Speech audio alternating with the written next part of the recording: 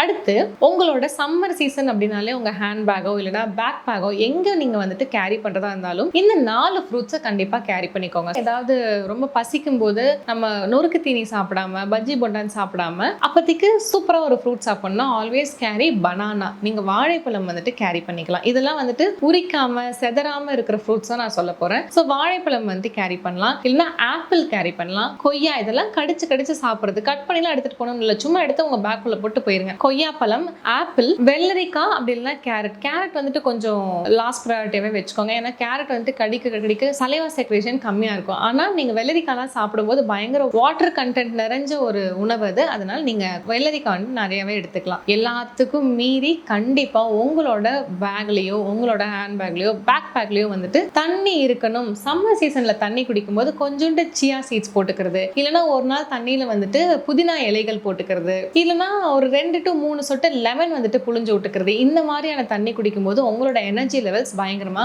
Maintain ஆகும். ஆனா water bottle carry பண்றதை விட்டுறாதீங்க. மேக் ஷூர் சம்மர்ல நீங்க பிளாஸ்டிக் வாட்டர் பாட்டில்ஸ்ல தண்ணி எடுக்காதீங்க. நீங்க இதுக்கும் எஸ்பெஷலி டிரைவிங்ல இருக்கீங்க, ஒரு டாக்ஸி டிரைவரா இருக்கீங்க, இல்ல நான் நார்மலாவே வேலைக்கு போறதுக்கு ஒரு 10 கிலோமீட்டர் நான் போவேன், ஆனா என்னோட கார்ல வந்துட்டோ இல்லைன்னா என்னோட பேக்ல வந்துட்டோ எனக்கு பிளாஸ்டிக் வாட்டர் பாட்டில் தான் வச்சிருப்பேன்னு சொல்றவங்க நீங்க பிளாஸ்டிக் மட்டும் கொஞ்சம் தவிர்த்துக்கிட்டு ஸ்டீல் வாட்டர் பாட்டில்ஸ் மாதிரி கொஞ்சம் ப்ரிஃபர் பண்றது ரொம்ப ரொம்ப நல்லது. ஏன்னா பிளாஸ்டிக்ஸ்னால நமக்கு நார்மலாவே ஸ்விக்கி ஜொமேட்டோ வந்ததுக்கு அப்புறம் ஃபுல் அண்ட் ஃபுல் பிளாஸ்டிக்லயே நம்ம பொருள்றோம். அதுல இருந்து நிறைய ஹார்மோன் இஷ்யூஸ் வருது. தவிர்க்க முடியாத மாதிரி ஒரு சிச்சுவேஷன் வந்துட்டு இருக்கு. இதுல நம்ம வந்துட்டு எரியிற தீயில எண்ணெய் ஊத்துற மாதிரி பிளாஸ்டிக் வாட்டர் பாட்டில் தண்ணி குடிக்க வேண்டாம். மேக்ஸிமம் ஸ்டீல் வாட்டர் பாட்டில்ஸ் வந்துட்டு ப்ரிஃபர் பண்ணுங்க. Steel or glass water bottles நீங்க ப்ரிஃபர் பண்ணலாம்.